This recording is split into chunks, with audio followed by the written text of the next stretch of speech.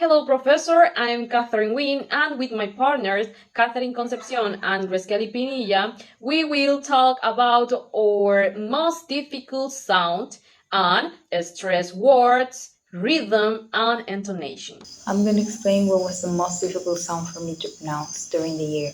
The vowel A is a near open front and round vowel. While pronouncing the vowel A, the tongue is low and behind the lower teeth, and round refers to your lips because they're stretched out as if you're smiling, but it's not round. All vowels are made through your mouth and your throat, so you need your vocal cords to vibrate while pronouncing the vowel A. It was difficult to me because I used to mispronounce it as an E sound, saying a word with a whole different meaning. To pronounce this vowel sound, you need to open wide your mouth and put your lips as if you're smiling and placing your tongue right behind your lower teeth. Your vocal cords need to vibrate while you pronounce this vowel. Some examples of this vowel sound in words are at, actually, action, activity, family.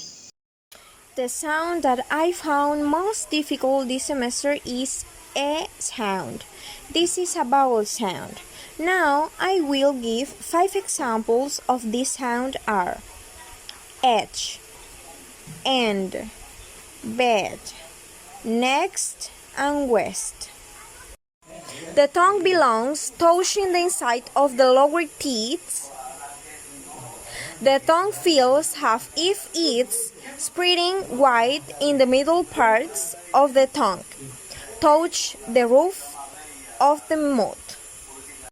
For me, it has been a little difficult to learn it because it's a sound in which two vowels are joined together. That is to say, an a, but at the same time an e is heard, and when they are joined together, sound like a.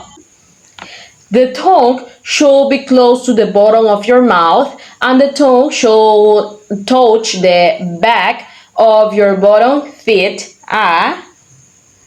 or the part just below that. And the lips are stretched out a bit like you're smiling. Ah. And it also has a vibration. Example: animal, cat, half, sand, family. Once you've checked the number of syllables in a word, you need to check which one is most important, and that's what we call a stress syllable. The stress syllable should be louder, longer, higher, and clearer. How do we know what syllables to stress? Luckily, there are some patterns. In nouns and adjectives, normally the stress would be on the first syllable, like apple or bottle. Some examples are present is a noun and present is a verb. Record is a noun and record is a verb. Sometimes word looks the same, but one form might be a noun or an adjective, and the other form is a verb, and the stress changes accordingly. Perfect is an adjective, and perfect is a verb. I have to perfect my work so it will be perfect. Some words can change the meaning depending on where you put the stress. Example, someone who creates content is a content creator. If they say they are a content creator, they're just saying that they are a happy creator. Some sample words. Table is pronounced as table. Airport is pronounced as airport. Pathway is pronounced as pathway. Protect is pronounced as protect. Forget is pronounced as forget. What stress in sentence is? If stress is not used correctly, our listener may misunderstand us or perhaps even misinterpret what we mean. A sentence stress is a way that we can highlight keywords in our sentences in terms of how we say them. Stressing in sentences examples. I like what you're wearing. I put the stress in the beginning in I because I'm emphasizing that I am the one who likes what you're wearing.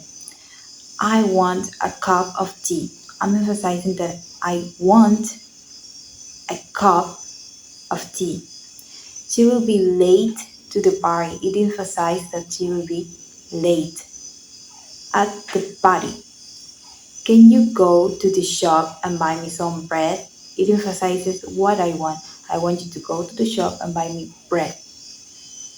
I asked her if she wanted fish and chips. I emphasized that I asked her what she wanted, if she wanted chips or if she wanted fish.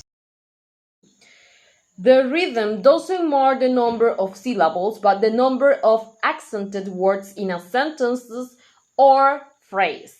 The words that should have accent are the content word or lexical words, that is, the one that have the most meaning, such as nouns, main verbs, adjective, and adverbs. The rest of the words are called grammatical words, and this word must be greatly reduced and pronounced very quickly. Example: he wants to go home. Wants, go, and home are the words that keep the rhythm. They are the ones that are heard the most. He wants to go home. The second is she worked in a bank, and the rhythm is in work and bank. The third one is I saw a bird in a tree. The rhythm is in saw, bird, and tree. The next is have some wine. The rhythm is in have and wine. And the last one is John will have told me. The rhythm is in John and told. What is intonation? Intonation is the variation in the tone of voice with which an utterance is pronounced. What is rising intonation? It is when the tone becomes higher pitched. In this type of accent, the prostonic syllable has a higher pitch than the tonic syllable.